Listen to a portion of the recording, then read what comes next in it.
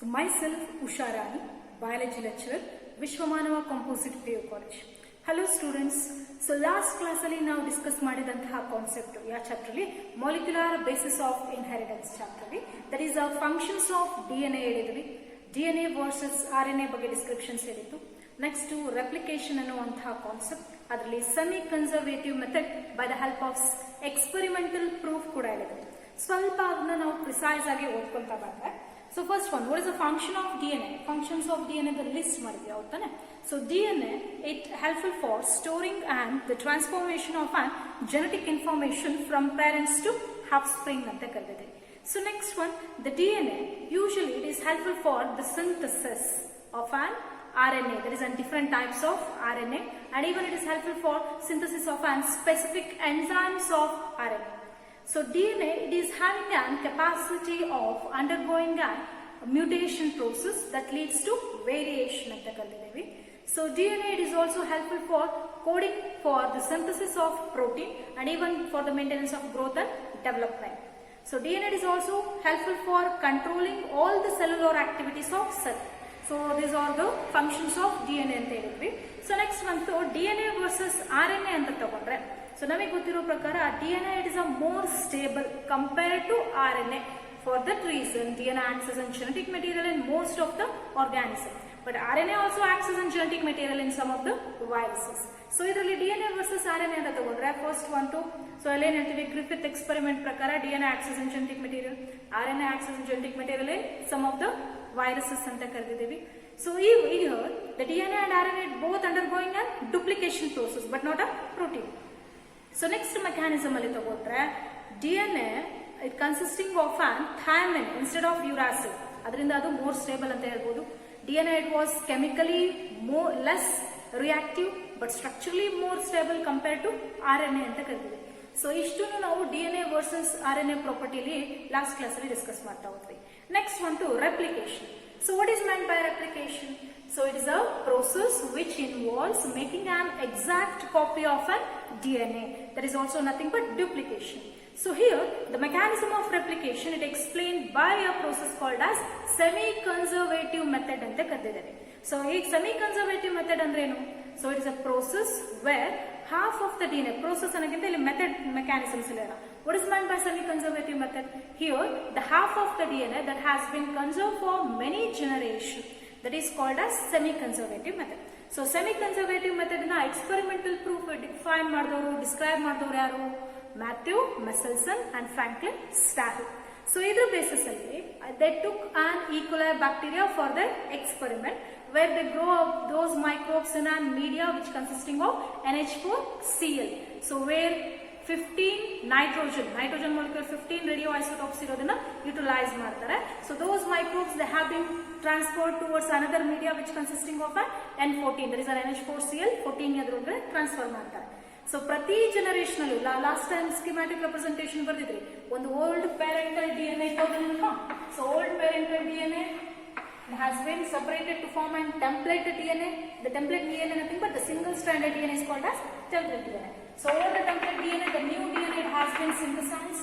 So next generation ಕೂಡ ಏನಾಗುತ್ತಪ್ಪ, the old parental DNA and the new DNA has been synthesized ಅಂತ ಕರೀತೀವಿ.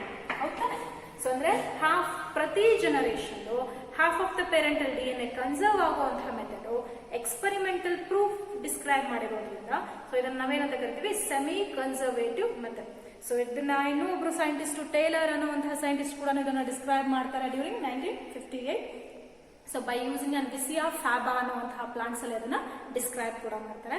By again ಅವ್ರು use ಮಾಡಿರುವಂತಹ molecule ಯಾವುದು ಅಂದ್ರೆ radio active thymine has been used to distinguish the DNA over the chromosomes ಅಂತ ಕರಿಬಹುದು. ಅದರ DNA ಡಿಸ್ಟ್ರಿಬ್ಯೂಷನ್ ಹೆಂಗಾಗಿದೆ ಕ್ರೋಮೋಸೋಮ್ಸ್ ಅಲ್ಲಿ, ಅದರದ್ದು ಫಾರ್ಮೇಶನ್ಸ್ ಏನು ಅಂತ ತಿಳ್ಕೊಳ್ಳೋದಕ್ಕೆ ಅವರು ರೇಡಿಯೋ ಆಕ್ಟಿವ್ ಥೈಮಿನ್ ನ ಯೂಸ್ ಮಾಡಿ ಸೆಮಿ ಕನ್ಸರ್ವೇಟಿವ್ ಮೆಥಡ್ ನ ಎಕ್ಸ್ಪ್ಲೇನ್ ಮಾಡಿದ್ದಾರೆ. ಸೊ ಇಷ್ಟನ್ನು ನಾವು ಲಾಸ್ಟ್ ಕ್ಲಾಸ್ ಅಲ್ಲಿ ಡಿಸ್ಕಸ್ ಮಾಡಿದ್ದು. ಸೊ ಇವತ್ತು ನಾವು ಡಿಸ್ಕಸ್ ಮಾಡ್ತಿರುವಂತಹ ಕಾನ್ಸೆಪ್ಟ್ ತಗೊಂಡ್ರೆ, ಈಗ ರೆಪ್ಲಿಕೇಶನ್ ಅನ್ನೋ ಪ್ರೊಸೆಸ್ ಗೊತ್ತಾಯ್ತು, ಬೈ ಸೆಮಿ ಕನ್ಸರ್ವೇಟಿವ್ ಮೆಥಡ್ ಹೇಳಿದ್ವಿ.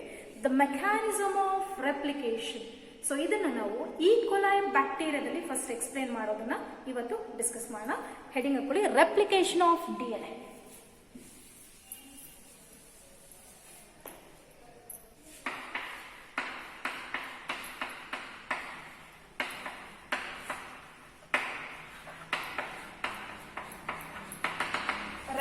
replication of DNA. So ಇದನ್ನ mechanism of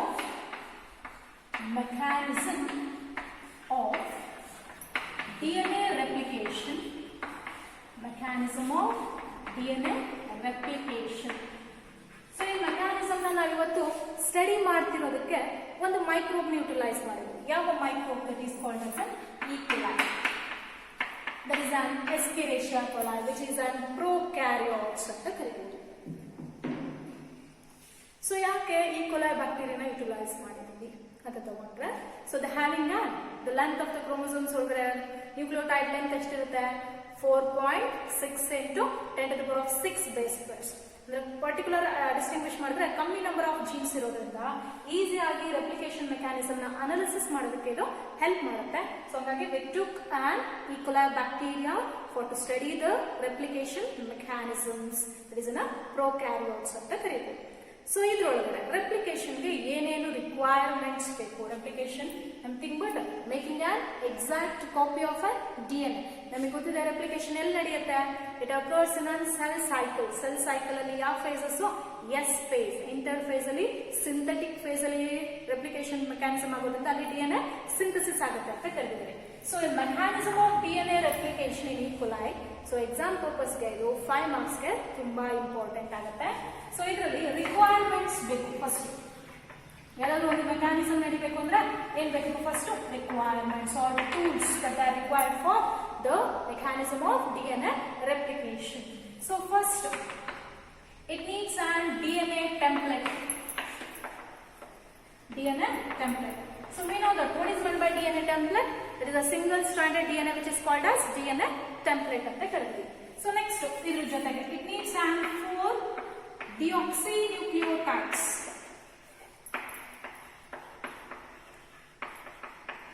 ಅದು 4 ನ್ಯೂಕ್ಲಿಯೋಟೈಡ್ಸ್ ಅಂತ ಗೊತ್ತಾಗುತ್ತೆ. ಹೌದಾ? ಸೊ 4 ನ್ಯೂಕ್ಲಿಯೋಟೈಡ್ಸ್ ಯಾವ DNA ಅಂದ್ರೆ that is an deoxyadenosine triphosphate, deoxyguanosine triphosphate, deoxycyclic triphosphate, deoxythymidine triphosphate. So ಈ 4 ನ್ಯೂಕ್ಲಿಯೋಟೈಡ್ಸ್ ಗಳನ್ನ ತಗೊಂಡಿದೆ. ಸೊ ನೆಕ್ಸ್ಟ್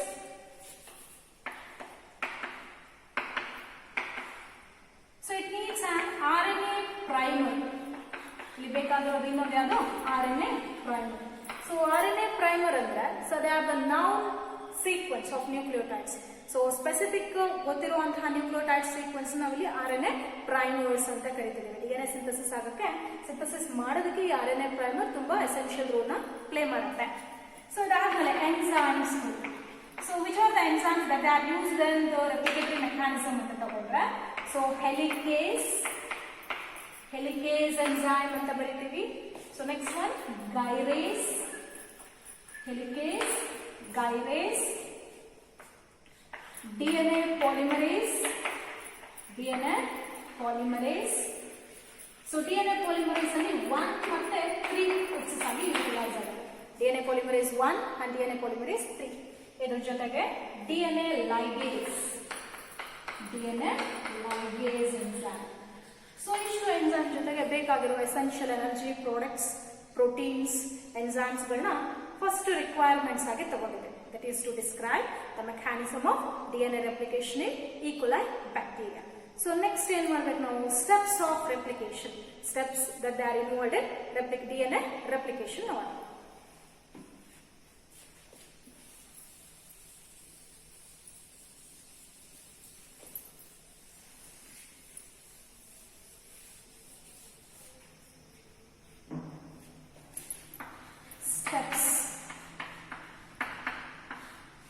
ಸೊ ಇದನ್ನ ಎಕ್ಸ್ಪ್ಲೈನ್ ಮಾಡಕ್ಕೆ ಇದೊಂದು ಡಯಾಗ್ರಾಮ್ಯಾಟಿಕ್ ರೆಪ್ರೆಸೆಂಟೇಷನ್ ಬರ್ತೀವಿ. ನೀಟಾಗಿ ಬರ್ಕೊಳ್ಳಿ.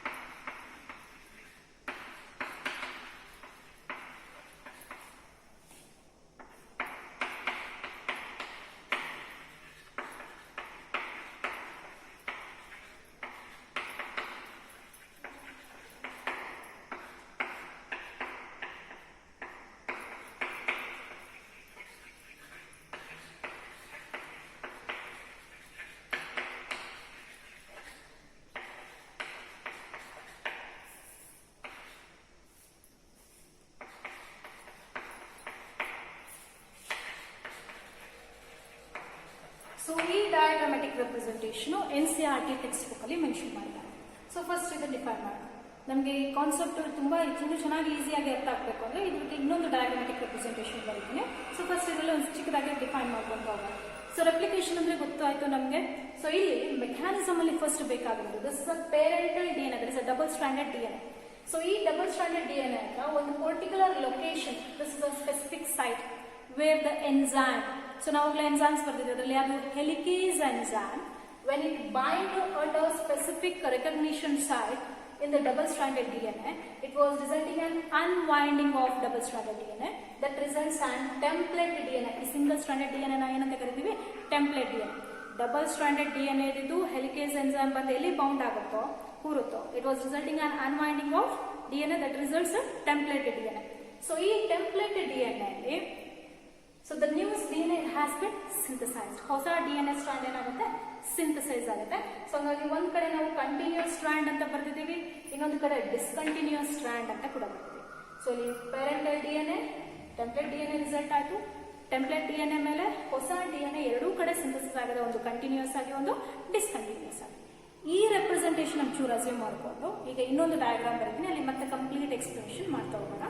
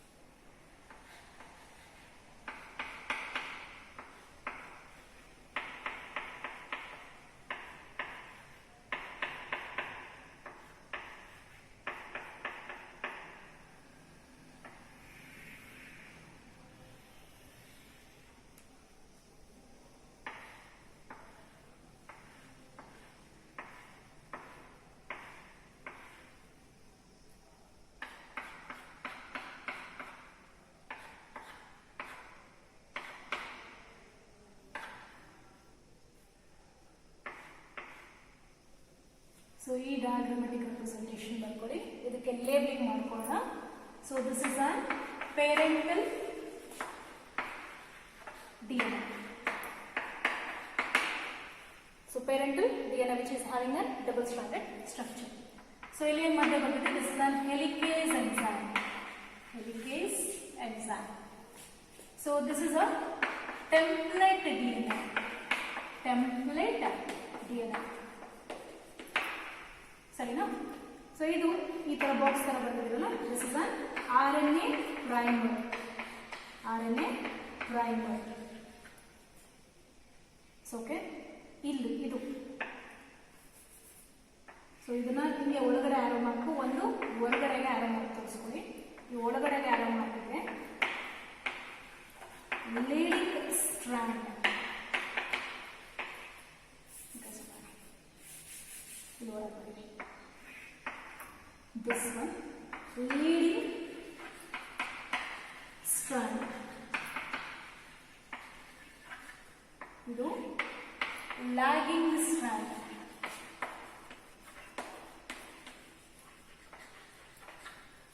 This one replication fork. Replication fork. So ಇಲ್ಲಿ ಇದಕ್ಕೆ DNA polymerase 3. DNA polymerase 3. So ಹಿಂಗೆ RNA ಪ್ರೈಮರ್ ಇಂದ ಆರೋ ಮಾಡಿ ತೋರಿಸ್ಬಿಟ್ಟು ಕೆಳಗಡೆಗೆ DNA polymerase 1. DNA polymerase 1. Okay. So here the double-stranded DNA at a particular location at specific recognition site, the helicase enzyme it come and bind together. That was resulting an unwinding of DNA. So double-stranded ididu helicase enzyme bind ಆದ ತಕ್ಷಣ it was resulting as single-stranded, which is called as template strand ಆಯ್ತು. So ಈಗ ಈ template strand ಗೆ stability ಬೇಕಲ್ವಾ? So it has been resulted by the help of gyrase enzyme. ಅವಾಗಲೇ ಯಾವ enzyme ಬರ್ತಿದ್ವಿ? Gyrase enzyme. So this gyrase enzyme, so it is helpful for providing the stability for unwinded DNA. So ಇದು wind ಇದೆ, unwind ಆದ್ಮೇಲೆ ಅದಕ್ಕೆ stability provide ಮಾಡೋರು ಯಾರು? Gyrase enzyme ಅಂತ ಕರಿತೀವಿ. So next ಇಲ್ಲಿ ಬರ್ತಿದ್ದೀವಿ RNA primer. ಈ single stranded DNA ಮೇಲೆ at particular location the RNA primer it come and binds. RNA primer ಏನಾಗುತ್ತೆ ಅಲ್ಲಿ bind ಆಗುತ್ತೆ by the help of primase enzyme. ಅದು primer bind ಆಗಕ್ಕೆ ಹೆಲ್ಪ್ ಮಾಡೋಕೆ ಒಂದು enzyme ಬೇಕು, ಅದು primase enzyme. So the region where the primer it binds it is called as primosome. ಯಾವ ರೀಜನ್ ಗೆ ಬಂದು ಪ್ರೈಮರ್ ಅಟ್ಯಾಚ್ ಆಗುತ್ತೆ ಆ ಜಾಗನ ಏನಂತ ಕರಿತೀವಿ? Primosome. It is a region where the RNA primer it gets and bind by the help of primase enzyme. So ಇಲ್ಲಿ ಅಷ್ಟೇ ಪ್ರೈಮರ್ RNA primers ಬಂದು bind ಆಗಿ ಕೂತಿದೆ, ಒಂದು ಈ ಕಡೆ ಟೆಂಪ್ಲೇಟ್ ಸ್ಟ್ಯಾಂಡ್ ಮೇಲೆ ಆ ಕಡೆ stand. So RNA primer it acts like an initiator for the synthesis. DNA ಹೊಸದಾಗಿ ಸಿಂಥಸಿಸ್ ಆಗಿ ಇನಿಷಿಯೇಟರ್ಸ್ ಆಗಿ ಆಕ್ಟ್ ಮಾಡ್ತಿದೆ ಯಾವುದು ಅಂದ್ರೆ RNA primer. So initiation ಆದ್ಮೇಲೆ the length of DNA need to be increased. DNA length ಏನಾಗಬೇಕು? Increase ಆಗಬೇಕು ಅಂತ ಕರಿತೀವಿ. So for the increase in our DNA length it has been preceded by another enzyme called as DNA polymerase 3. So DNA polymerase 3 enzyme it is helpful for increasing the length of DNA. Primer start ಮಾಡ್ತು, ಅದರ length increase ಮಾಡಿದಾರೋ DNA polymerase 3. So ಯಾವಾಗ double stranded DNA unwound ಆಯಿತು it was resulting in replication fork ಅಂತ ಕರಿತೀವಿ or growth fork ನ result ಮಾಡುತ್ತೆ. The strand, the newly synthesized strand that was synthesizing towards the fork, ಯಾವ DNA ಹೊಸದಾಗಿ synthesis ಆಗ್ತಿರೋದು fork ಕಡೆ ಮೂವ್ ಆಗ್ತಿದೆ, that is called as the leading strand. The newly synthesized strand that was towards the fork is called as leading strand. That was synthesizing away from the fork is called as lagging strand. ಒಂದು strand ಈ ತರ move synthesis ಆಗ್ತಿದ್ರೆ ಒಂದು ಈ ಕಡೆ synthesis ಆಗ್ತಿರುತ್ತೆ. Fork ಕಡೆಗೆ move ಆಗಿ ಸಿಂಥಸಿಸ್ ಆಗ್ತಿರೋದನ್ನ ಲೀಡಿಂಗ್ ಅಂತ ಕರೆದ್ರೆ, ಫೋರ್ಕ್ ಇಂದ ಅವೇ ಸಿಂಥಸಿಸ್ ಆಗ್ತಿರೋದನ್ನ lagging strand. After the synthesis of DNA there is no need of RNA primer. ಈಗ RNA primer ಬೇಡ. So ಏನಾಗಬೇಕು? It need to be removed from the position. For this DNA polymerase 1 enzyme have been utilized to remove the RNA primers. RNA primers ಅಲ್ಲಿಂದ remove ಆಯ್ತು. So under condition the short fragments of DNA has been obtained. RNA primer remove ಮಾಡಿದ ತಕ್ಷಣ ಅಲ್ಲಿ ಜಾಗ ಉಳ್ಕೊಂತು, ಖಾಲಿ ಜಾಗ. ಅವಾಗ DNA fragments short fragments ತರ ಕಾಣಿಸುತ್ತಲ್ವಾ? So these are called as Okazaki fragments. Okazaki fragments. So Okazaki fragments ಅಂದ್ರೆ so the short fragments of DNA. So ಚಿಕ್ಕ ಚಿಕ್ಕ ಫ್ರಾಗ್ಮೆಂಟ್ಸ್ ಆಫ್ DNA ಉಳ್ಕೊಂಡ್ವಲ್ಲ ಅದನ್ನ ಏನಂತ ಕರಿತೀವಿ? Okazaki fragments. ಒಂದು ಮಾರ್ಕಲ್ಲಿ ಕೇಳಬಹುದು. So the short fragments of DNA they are called as Okazaki fragments. So ಈ fragments ಉಳಿದ ಮೇಲೆ they need to be joined together. Join ಆಗಬೇಕು. So for this DNA ligase enzyme have been used. So by the utilization of DNA ligase the short fragments of DNA has been joined together. So ಹೊಸದಾಗಿ DNA synthesis ಆಗಿರೋದು leading ಮತ್ತೆ lagging ನೋಡಿ. So where TER binding protein was present. So ಇದೇ DNA strand ಅಲ್ಲಿ particular location ಅಲ್ಲಿ unwind ಆಯ್ತು, ಹೊಸದಾಗಿ DNA synthesis ಆಯಿತು. ಈ ಸೀಕ್ವೆನ್ಸ್ ಅಲ್ಲಿ TER binding protein ಟರ್ಮಿನೇಟರ್ ಅಂತ ಕರೀತೀವಿ. Terminate nothing but end. So ಆ ಟರ್ಮಿನೇಟರ್ ರೀಜನ್ ಎಲ್ಲಿರುತ್ತೋ that was resulting the stoppage of DNA synthesis. ಆ ಜಾಗದಲ್ಲಿ ರೆಪ್ಲಿಕೇಶನ್ ಅನ್ನುವಂತ ಪ್ರೋಸೆಸ್ ಏನಾಗುತ್ತೆ? ಸ್ಟಾಪ್ ಆಗುತ್ತೆ. The region where the TER binding protein was present that was resulting the stoppage of replication. So this is the mechanism of replication in E. coli bacteria. So double stranded DNA ಅಲ್ಲಿ specific origin site recognition site ಅಲ್ಲಿ ಏನಾಯ್ತು? helicase enzyme bind ಆದ್ಮೇಲೆ it was resulting an unwinding of DNA. So that was resulting the template strand. Over the template strand it was resulting a replication fork ಅಂತ ಕರೆದಿದ್ದೀವಿ. So where over the template strand, the RNA primer binds at a primosome region by the help of primase enzyme. By the help of DNA polymerase 3, the length of the DNA has been extended. So by polymerase 1, the primer have been removed. The short fragments of DNA, they are called Okazaki fragments. They are joined together by the help of ligase enzyme. The DNA that has been synthesized towards the fork is called leading strand. That was away from the fork is called as lagging strand. Where the terminator was present, that was stoppage of a replication mechanism. So ಇಲ್ಲಿ ನಮಗೆ ಗೊತ್ತು replication ಎಲ್ಲಾಗುತ್ತೆ ಅಂತ ಹೇಳಿದ್ರೆ S face ಅಲ್ಲಿ ಯಾವ್ದಲ್ವಾ. So inter face ಅಲ್ಲಿ cell cycle ಅಲ್ಲಿ S face ಅಲ್ಲಿ ಆಗುತ್ತೆ. ಕೆಲವೊಂದ್ಸತಿ ರೆಪ್ಲಿಕೇಶನ್ ಆದ್ಮೇಲೆ ಏನಾಗಬೇಕು, ಸೆಲ್ ಕೂಡ ಡಿವೈಡ್ ಆಗಬೇಕು. And some of the cell even after the replication, if there is no cell division it occurs, that was resulting in polyploidy. ಒಳಗಡೆ chromosomal number ಏನಾಗುತ್ತೆ ಅಲ್ಲಿ ಜಾಸ್ತಿ ಆಗುವಂತಹ ಚಾನ್ಸಸ್ ಯಾವಾಗ ಅಂದ್ರೆ ರೆಪ್ಲಿಕೇಶನ್ ಆಗುತ್ತೆ, ಬಟ್ ಸೆಲ್ ಅದು ಏನಾಗಬೇಕಿತ್ತು, ಎರಡೂ ಸೆಲ್ಸ್ ಗಳಿಗೆ ಈಕ್ವಲ್ ಆಗಿ ಟ್ರಾನ್ಸ್ಫರ್ ಆಗಬೇಕಿತ್ತು, ಸೆಲ್ಲೇ ಡಿವೈಡ್ ಆಗುತ್ತೆ. That was resulting in polyploidy ಅಂತ ಕರಿಬಹುದು. So this is about a replication. So okay, ಇದಾದ್ಮೇಲೆ next concept that is one transcription ಅಂತ ಓದೋಣ.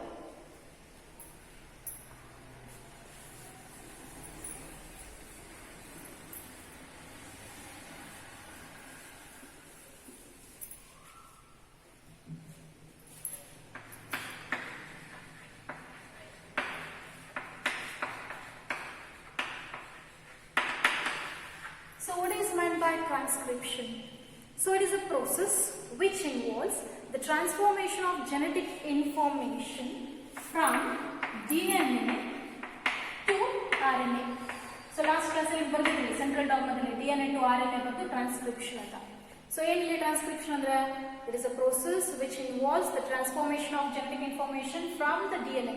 ಯಾವ DNA ಅಂದ್ರೆ template DNA. That is from the single stranded DNA, the information that has been transmitted over the RNA, that is over the single stranded RNA itself, that is called as transcription ಅಂತ ಕರೀತೀವಿ. So ಈ transcription mechanism ಅಲ್ಲಿ ನಾವು define ಮಾಡ್ತಾ this is an double stranded DNA.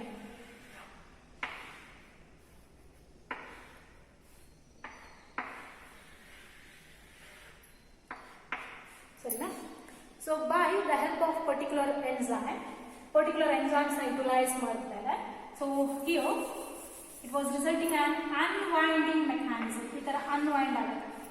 So ಯಾವ enzyme ಆ ತರ ಇದು ಸಪರೇಟ್ ಮಾಡಕ್ಕೆ ಹೆಲ್ಪ್ ಮಾಡುತ್ತೆ ಅಂದ್ರೆ that is a DNA dependent RNA polymerase. DNA dependent RNA polymerase enzyme. So this enzyme take a major role in transcription.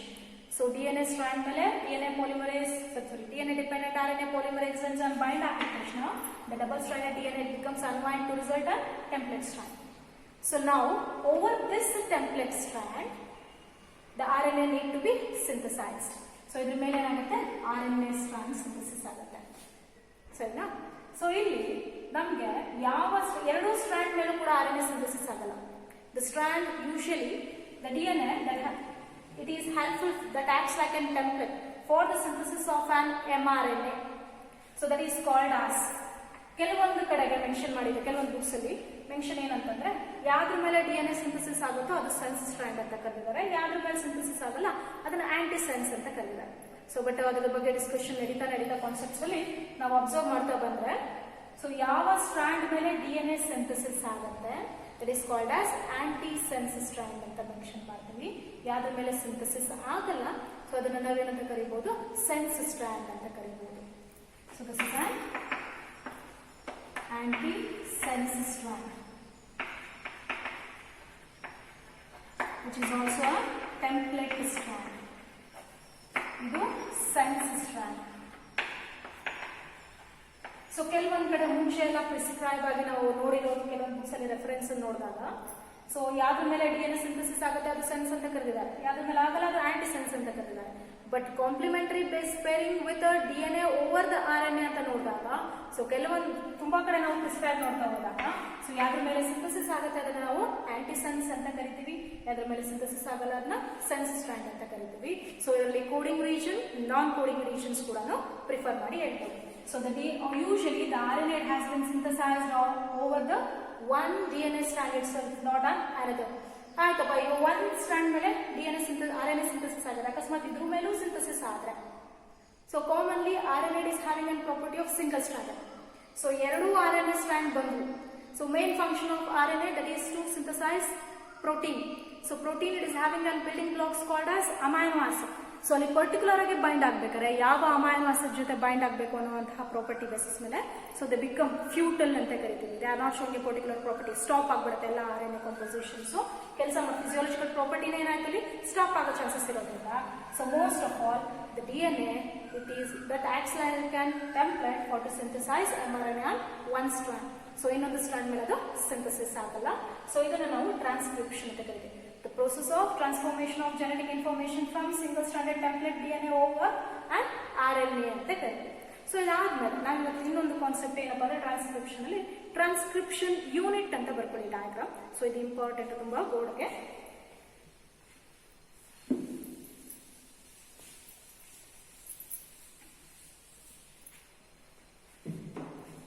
Transcription unit, so ಇದೊಂದು ಒಂದು schematic representation ಇದೆ. ಇದು ಬೋರ್ಡ್ ಪೇಪರ್ ಅಲ್ಲಿ ಕೇಳಿದ್ದಾರೆ, schematic representation of transcription unit.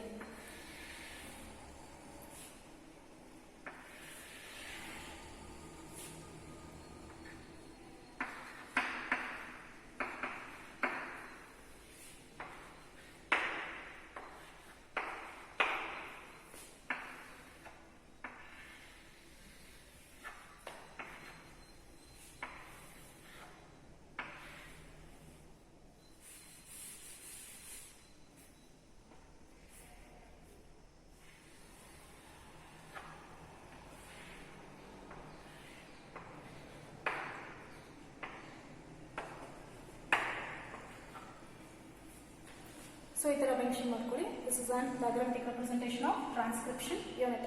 Labelling ಮಾಡ್ಕೊಂಡ್ರೆ, so this is an promoter, so this one is terminator. So first ಒಂದು promoter, ಇದು terminator. So this is structural gene, structural gene. So it's a coding gene,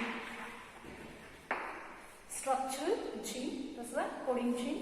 So ಇದನ್ನ ನಾವೇನಂತ ಕರೀಬಹುದು, template strand, template strand. So ಈ ಜಾಗನ transcription start point, transcription start point ಅಂತ ಕರೀತಾರೆ. So this is the schematic representation of transcription unit. Okay na? So the transcription unit, it consisting of 3 regions.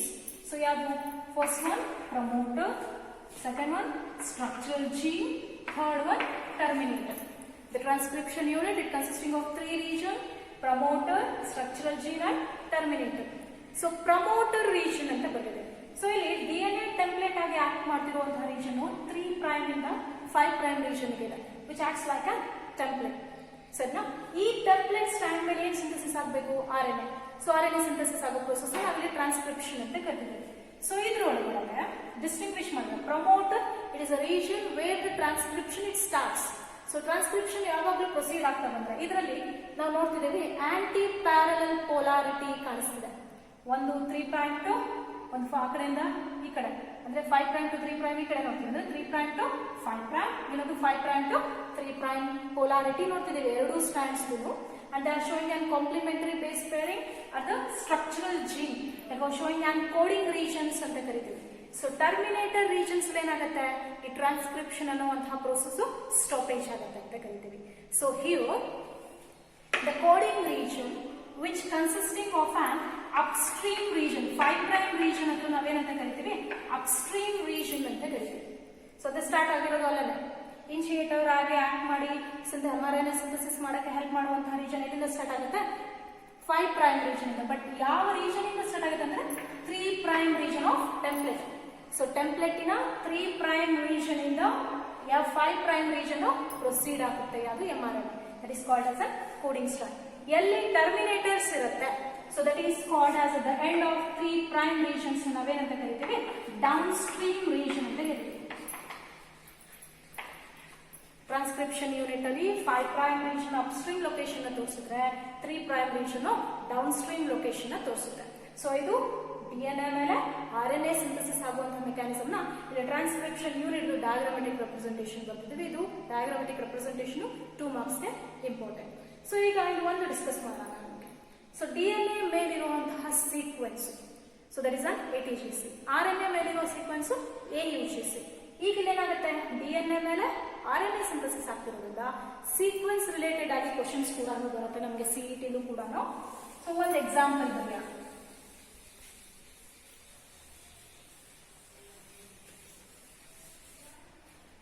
So ಇಲ್ಲಿ ನಾವೇನು ಹೇಳ್ತೀವಪ್ಪ, DNA ಮೇಲೆ RNA synthesis ಆಗುತ್ತೆ, ಹೌದಲ್ಲಪ್ಪ, ಹೌದಾನೆ? ಸೊ ಈಗ DNA ಮೇಲೆ RNA ಸಿಂಥಸಿಸ್ ಅಂದ್ರೆ DNA ಸೀಕ್ವೆನ್ಸ್ ಯಾವುದು, ATGC.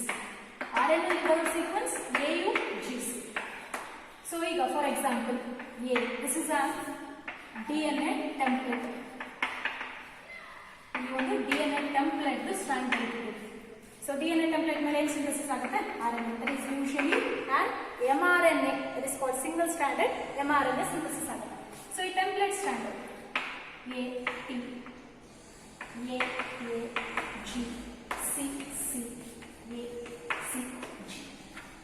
ಸೊ ಈ ತರ ಸೀಕ್ವೆನ್ಸ್ ಕೊಟ್ಟಿದ್ದೇನೆ, ಸರಿನಾ? ATGC ಸೀಕ್ವೆನ್ಸ್ ಇದೆ. ಈಗ ಇದ್ರ ಮೇಲೆ ಏನ್ ಸಿಂಥಸಿಸ್ ಆಗಬೇಕು, RNA. ಸೊ ನಮಗೆ ಗೊತ್ತಿರೋ ಪ್ರಕಾರ adenine always base pair with thymine, guanine base pair with cytosine. ಅದೇ RNA ಅಂತ ತಗೊಂಡ್ರೆ instead of thymine it has been replaced by uracil, ಹೌದಾನೆ? ಸೊ ಹಂಗಾಗಿ A pairs with U over the RNA. So G base pair C common ಅಂದ್ರೆ T ಬದಲಿ ಇದೇನು replace ಮಾಡ್ಕೋಬೇಕು, RNA ಬಂದಾಗ U ರಿಪ್ಲೇಸ್ ಮಾಡಬೇಕು. ಸೊ ಈಗ ಹಂಗಾದ್ರೆ mRNA ತಗೊಂಡ್ಬರುವಂತಹ ಸೀಕ್ವೆನ್ಸ್ DNA AT AA ತಗೊಂಡು RNA ಬರೋ ಸೀಕ್ವೆನ್ಸ್ ಏನಾಗುತ್ತೆ, A ಆಪೋಸಿಟ್ U, T ಗೆ A as it is, U U, G ಗೆ C, C ಗೆ G ಮತ್ತೆ G, A ಗೆ ಆಪೋಸಿಟ್ ಏನ್ ಬರ್ಬೇಕು ಮತ್ತೆ ಈಗ U, C ಗೆ G, G ಗೆ C. ಗೊತ್ತಾಯ್ತಾ? So the sequence that are showing coding regions over the structural gene in a transcription unit ಈ ತರ ಇರುತ್ತೆ. ಸೊ ಇದು CET ಕೂಡ ಕ್ವಶನ್ಸ್ ಕೊಟ್ಟು ಟೆಂಪ್ಲೇಟ್ DNA ಸ್ಟ್ರಾಂಡ್ ಸೀಕ್ವೆನ್ಸ್ ಕೊಟ್ಟು RNA ಸೀಕ್ವೆನ್ಸ್ ನ ಡಿನೋಟ್ ಮಾಡೋಕ್ಕೂ ಕೂಡ ಕೇಳ್ತಾರೆ. ಸೊ ಇವತ್ತು ಕಾನ್ಸೆಪ್ಟ್ ಇಷ್ಟಿದೆ ಸ್ಟೂಡೆಂಟ್ಸ್. ಸೊ ನೆಕ್ಸ್ಟ್ ಕ್ಲಾಸಲ್ಲಿ ಕಂಟಿನ್ಯೂ ಮಾಡೋಣ. ಏನಾದ್ರು ಡೌಟ್ಸ್ ಇದ್ರೆ ನಮ್ಮ ಜೊತೆ ನಾವು ಡಿಸ್ಕಸ್ ಕೂಡ ಮಾಡ್ಬೋದು. Okay, thank you. ಸ್ಟೂಡೆಂಟ್ಸ್, ನಾವು ಲಾಸ್ಟ್ ಕ್ಲಾಸಲ್ಲಿ DNA ರೆಪ್ಲಿಕೇಶನ್ ಬಗ್ಗೆ ಡಿಸ್ಕಸ್ ಮಾಡಿದ್ವಿ. ಆ ಕಾನ್ಸೆಪ್ಟಿಗೆ ರಿಲೇಟೆಡ್ ಆಗಿ ಇಲ್ಲಿ ಒಂದೆರಡು ಸ್ಲೈಡ್ ಇದೆ ಇವತ್ತಿನ ಕ್ಲಾಸಲ್ಲಿ, ಇನ್ನೊಂದ್ಸತಿ ರಿವೈಸ್ ಮಾಡ್ಕೊಳ್ಳೋಣ. DNA ರೆಪ್ಲಿಕೇಶನ್ ಅಂದರೆ ಗೊತ್ತಿದೆ, it is a process of making an exact copy of DNA ಅಂತ ಕರಿದ್ವಿ. So where the parental cells which consisting of DNA, it by the process of replication mechanism it forms on multiple copies ಅಂತ ಕರಿಬೋದು. So ಅದ್ರ basis ಮೇಲೆ DNA replication pattern ಇಲ್ಲಿ 3 ಮಾಡಲ್ಸಲ್ಲಿ describe ಮಾಡಿದ್ದಾರೆ. ಒಂದು conservative model, semi conservative model, so third one is dispersive model ಅಂತ. So what is the conservative model it describes ಅಂದರೆ the parental double helix, so where it remains intact on all the new copies of DNA it has been synthesized. So parental DNA separate ಆಯಿತು, so ಬರುವಂತಹ ಎಲ್ಲ DNA ಏನಾಗುತ್ತೆ, ಹೊಸದಾಗಿ synthesis ಆಗೋದ್ರಿಂದ so that is described by method called as conservative method ಅಂತ ಹೇಳ್ಬೋದು. Wear ಆ semi conservative method ಅಂತ ತೊಗೊಂಡ್ರೆ ವೇರ್ ನಾವು ಲಾಸ್ಟ್ ಕ್ಲಾಸಲ್ಲಿ ಇದೇ ಕಾನ್ಸೆಪ್ಟ್ ಬಗ್ಗೆ ನಾವು ಡಿಸ್ಕಸ್ ಮಾಡಿದ್ದು. So where the 2 strands of the parental molecule they separate and each functions as an template for the synthesis of new complementary strand. So ಇದರಲ್ಲಿ first DNA parental DNA ಏನು separate ಆಯಿತು. So in first generation, first replication, the new DNA, it has been synthesized along with an old parental DNA. In next generation also, the half of the DNA it has been conserved. So this has been described by semi-conservative method anta ಕರಿದ್ವಿ. ಅದೇ dispersive model ಅಂತ ತಗೊಂಡ್ರೆ, so in this both the daughter molecules, they contain a mixture of old and newly synthesized parts. ಇಲ್ಲಿ ನಾವು observe ಮಾಡ್ತಿರ್ಬೋದು. So ಪ್ರತಿ ಜನರೇಷನ್ಲೂ ಕೂಡ so the molecules they consisting of both old D N ಎನೂ ಇದೆ, ಅದ್ರ ಜೊತೆಗೆ mixture of and newly synthesised parts ಕೂಡ ನಾವು ಅಬ್ಸರ್ವ್ ಮಾಡ್ಬೋದು. So DNA replication has been described by experimental proof ಅಂತ ಹೇಳಿದ್ವಿ, by the help of a scientist who described called Michelson and Stahel. So first, the Michelson and Stahel, they cultured the E. coli bacteria in a medium which consisting of a nitrogen enriched with an N15 isotope, so where the microbes are grown in an NH4Cl ಅಂತ ಕರೆದ್ವಿ. First ಈಕೊಲೈ ಬ್ಯಾಕ್ಟೀರಿಯಾನ NH4Cl ಇರುವಂತಹ nutrient ಮೀಡಿಯಾದಲ್ಲಿ ಬೆಳೆಸಿದಾಗ ಆ ಮೈಕ್ರೋಬ್ಸಲ್ಲಿರುವಂಥ ಎಲ್ಲ DNA ಏನು occupy ಮಾಡ್ತು, it occupy on N15 contents. So for to get a first generation, so it has been centrifuged for about 20 minutes. So ಅದಾದಮೇಲೆ ಏನಾಯಿತು, half of the DNA that is an N15 ಇದೆ. So when it has been transferred to another media which consisting of NH4Cl, that is an N14 media. So N14 ಮೀಡಿಯಾಗೆ ಹೋದಾಗ half DNA N15 ಹೊಂದಿತ್ತು, ಹೊಸದಾಗಿ ಬರೋ DNA ಎಲ್ಲ ಏನಾಗಿದೆ N14 ಇದೆ. Next ಜನರೇಷನಲ್ಲಿ ನೋಡಿದಾಗ when the get both separated, so the newly synthesised DNA, ಪ್ರತಿಯೊಂದು ಹೊಸದಾಗಿ ಸಿಂಥಸಿಸ್ ಆಗ್ತಿರೋದೆಲ್ಲ ಏನು N14. So in second generation, so we can observe that N14 DNA ಎರಡೂ ಇದೆ. ಸೊ ಇಲ್ಲಿ ಮಧ್ಯೆ ಅಬ್ಸರ್ವ್ ಮಾಡ್ತಿರ್ಬೇಕಾದ್ರೆ ಒಂದು N15 ಒಂದು N14 ಇದೆ, ಸೊ ಇನ್ನೊಂದು ಕೂಡ N14 ಇದೆ. ಅದೇ ಸೆಂಟ್ರಿಫ್ಯೂಸ್ ಕಂಡೀಷನಲ್ಲಿ ಸಪ್ರೇಟ್ ಮಾಡಿದಾಗ DNA the first microbes that they are grown in a nutrient media, they all consisting of an N15 and N15 which is called as an heavy DNA ಅಂತ ಕರೆದ್ವಿ. So ಅದಾದಮೇಲೆ next ಜನ್ರೇಷನ್ಲಿ half DNA component ಏನಿದೆ N15 ಇದೆ, ಇನ್ನು half N14, they are called as an hybrid DNA ಅಂತ ಕರೆದ್ರಿ. So next ಜನರೇಷನಲ್ಲಿ ಅಬ್ಸರ್ವ್ ಮಾಡಿದಾಗ ಸೊ ಒಂದು N14 N15 ಇದೆ, ಇನ್ನೊಂದು N14 ಇದೆ. ಸೊ N15 ನ್ಯೂಟ್ರಿಯೆಂಟ್ ಮೀಡಿಯಾ ಹೊಂದಿರುವಂಥ DNA ಆಕ್ಯುಪೈ ಮಾಡ್ಕೊಂಡಿರುತ್ತಲ್ಲ ಅದನ್ನು ಹೆವಿ DNA ಅಂತ ಕರಿತೀವಿ. ಸೊ ಎರಡನ್ನೂ ಹೊಂದಿರೋದನ್ನು ಹೈಬ್ರಿಡ್ DNA ಅಂತ ಕರಿತೀವಿ. ಹೊಸದಾಗಿ ಸಿಂಥಸಿಸ್ ಆಗಿರೋ ಎರಡೂ N14 ಲೈಟ್ DNA ಅಂತ ಕರಿತೀವಿ. ಸೊ ಹಂಗಾಗಿ ಫಸ್ಟ್ ಜನ್ರೇಷನಲ್ಲಿ ನಮಗೆ ಹೈಬ್ರಿಡ್ DNA ಬಂದಿದೆ, ಸೆಕೆಂಡ್ ಜನ್ರೇಷನಲ್ಲಿ ಲೈಟ್ DNA ಮತ್ತು ಹೈಬ್ರಿಡ್ DNA ಬಂದಿದೆ. ಇದ್ರ ಕಂಡೀಷನ್ ಏನು ಹೇಳುತ್ತೆ, ಪ್ರತಿ ಜನ್ರೇಷನ್ಲು half of the DNA it has been conserved for many generation, that is an parental DNA has been conserve for many generation. So ಇದನ್ನು ನಾವು ಲಾಸ್ಟ್ ಕ್ಲಾಸಲ್ಲಿ ಡಿಸ್ಕಸ್ ಮಾಡಿದ್ವಿ. ಇವತ್ತು ನಾವು ಡಿಸ್ಕಸ್ ಮಾಡಿರೋ ಕಾನ್ಸೆಪ್ಟ್ ಮೇಲೆ ಸೊ ನೆಕ್ಸ್ಟ್ ಸ್ಲೈಡ್ ನೋಡೋಣ, that is on DNA replication. So DNA replication has been described by a process by the help of mechanism in an E. coli microbe ಅಂತ ತಗೊಂಡಾಗ ಇವತ್ತು ನಾವು ಡಿಸ್ಕಸ್ ಮಾಡಿದ್ದೆ ಅದು ರೆಪ್ಲಿಕೇಶನ್ ಫೋರ್ಕ್ ಬಗ್ಗೆ discuss ಮಾಡಿದ್ವಿ. So ಇದು ಎಕ್ಸಾಮ್ ಪರ್ಪಸ್ಗೆ ನಿಮಗೆ ತುಂಬ ಇಂಪಾರ್ಟೆಂಟ್ ಆಗಿರುತ್ತೆ. ಸೊ ಈ ಡಯಾಗ್ರಾಮೆಟಿಕ್ ರೆಪ್ರೆಸೆಂಟೇಷನ್ಲಿ ನಾವು ಅಬ್ಸರ್ವ್ ಮಾಡ್ತಾ ಬಂದರೆ this is an parental DNA which consisting of an double helical structure. They are showing complementary base pairing with 2 strands. So ನಮಗೆ ಗೊತ್ತಿರೋ ಪ್ರಕಾರ DNA ರೆಪ್ಲಿಕೇಷನ್ಗೆ ನಾವು ಸಬ್ಸ್ಟ್ರೇಟ್ಸ್ ಏನೇನು ಬೇಕು ಅಂತ ಹೇಳಿದ್ದೀವಿ. ಆ ಸಬ್ಸ್ಟ್ರೇಟ್ ಬೇಸಿಸ್ ಮೇಲೆ ಒಂದಿಲ್ಲಿ enzyme that is an helicase enzyme when and come and bind with over the DNA double helical composition it was resulting on unwinding ಅಂತ ಕರಿತೀವಿ. ಯಾವಾಗ ಹೆಲಿಕೇಸ್ ಎನ್ಝೈಮ್ ಬಂದು ಕೂತ್ಕೊಳತ್ತೆ it was resulting on unwinding of parental DNA. So that results a single stranded DNA which is called as template DNA. ಈ single stranded DNA ಏನಂತ ಕರೆದಿದ್ವಿ, template strand ಅಂತ ಕರೆದ್ವಿ. So when that is an unwinded DNA they get stability by the help of gyrase or topoisomerase ಅಂತ ನಾವು ಕ್ಲಾಸಲ್ಲಿ discuss ಮಾಡಿದ್ದೀವಿ. So next ಒಂದು, so here the over the template strand the primer that is an RNA primer ಅನ್ನೋದು ಬಂದು bind ಆಗುತ್ತೆ at the region called as primosome. ಈ ಜಾಗನ ಪ್ರೈಮೋಸೋಮ್ ಅಂತ ಕರಿತೀವಿ, ಆ ಜಾಗಕ್ಕೆ ಪ್ರೈಮರ್ ಬಂದು ಆ್ಯಡ್ ಆಗುತ್ತೆ. So by the help of an enzyme called as primase. So this primase enzyme ಇಲ್ಲಿ ಅಬ್ಸರ್ವ್ ಮಾಡ್ತಿದ್ದೀವಿ ನಾವು. ಸೊ ಈ ಪ್ರೈಮೇಸ್ ಎನ್ಝೈಮ್ ಏನು ಮಾಡುತ್ತೆ, it is helpful for increasing the it acts as an initiator to increase the length of DNA. So ಆಮೇಲೆ by the help of DNA polymerase enzyme, ಅದರಲ್ಲೂ DNA polymerase 3 ಅಂತ ಏನು ಕರಿತೀವಿ, it helpful for the increasing the length of DNA. So where the DNA it has been extended towards the fork. So ಯಾವಾಗ double stranded DNA unwound ಆಯಿತು it was resulting an replication fork ಅಂತ ಕರಿತೀವಿ ಅಥವಾ growth fork. Fork ಕಡೆಗೆ D N A synthesis ಆಗ್ತಿದ್ರೆ ಅದನ್ನು leading strand ಅಂತ ಕರಿತೀವಿ. The D N A that was synthesized away from the fork is called as an lagging strand ಅಂತ ಕರಿಬಹುದು. So after the synthesis of D N A the primers R removed by the help of D N A polymerase 2. So ಇದಾದಮೇಲೆ D N A polymerase enzyme use ಮಾಡಿಬಿಟ್ಟು ಅದನ್ನು remove ಮಾಡಿದ್ವಿ. So next one D N A polymerase 1 use ಮಾಡಿ remove ಮಾಡ್ತೀರಾ. Remaining the Okazaki fragments which are called a short fragments of D N ಎನ ನಾವೇನಂತ ಕರಿತೀವಿ, Okazaki fragments ಅಂತ ಕರಿತೀವಿ. They are joined together by the help of D N A ligase. So ಅದಾದಮೇಲೆ ಎಲ್ಲಿ ಟರ್ binding proteins ಇರುತ್ತೋ ಅಲ್ಲಿ ರೆಪ್ಲಿಕೇಶನ್ ಮೆಕ್ಯಾನಿಸಮ್ ಸ್ಟಾಪ್ ಅಂತ ಕರಿಬೋದು. So this is about the summary of on D N A replication. So ಇದನ್ನು ನಾವೊಂದು representation model diagram ತಗೊಂಡು explain ಮಾಡಿದ್ದೀವಿ. ಸೊ ನೆಕ್ಸ್ಟ್ ಇವತ್ತಿನ ಕ್ಲಾಸಲ್ಲಿ ನಾವು ಡಿಸ್ಕಸ್ ಮಾಡಿದ ಇನ್ನೊಂದು ಕಾನ್ಸೆಪ್ಟ್ ಅದು ಟ್ರಾನ್ಸ್ಕ್ರಿಪ್ಷನ್ ಯೂನಿಟ್. ಸೊ ಟ್ರಾನ್ಸ್ಕ್ರಿಪ್ಷನ್ ಅಂದ್ರೆ ಏನು? The process of synthesis of mRNA by the help of D N A. ಅದು process of synthesis of RNA by the D N A ಅಂತ ಕರೆದ್ವಿ. ಇಲ್ಲಿ the sequence of nucleotides of D N A that codes for a single RNA molecule along with the sequence necessary for transcription ಅಂತ ಕರೆದ್ವಿ. So ಅದ್ರ basis ಮೇಲೆ the transcription unit ಇದನ್ನು diagram ಬರೆದಿದ್ದೀವಿ ಇವತ್ತು, ಹೌದಾ? ಸೊ ಈ ಫೋಟೋ ಕಾಪಿಲೇ ನೋಡ್ತೀವಿ. It consisting of 3 region. This is an promoter, this is an terminator, this is an structural gene. The promoter it initiates the process called transcription start ಮಾಡುವಂತಹ region. Transcription end ಮಾಡುವಂತಹ ರೀಜನು termination. So ಇಲ್ಲಿ ಮಧ್ಯೆ ಏನು sequence ಇದೆ, by the help of RNA polymerase length of on coding strand increase ಆಗುತ್ತೆ ಅಂತ ಕರಿಬೋದು. So ಈ ಜಾಗದಲ್ಲಿ ನಾವು ನೋಡ್ತಾ ಬಂದರೆ ಟ್ರಾನ್ಸ್ಕ್ರಿಪ್ಷನ್ ಅನ್ನೋದು ಜೀನ್ ಎಕ್ಸ್ಪ್ರೆಷನ್ಲಿ ಫಸ್ಟ್ ಸ್ಟೆಪ್, ಹೌದಾ?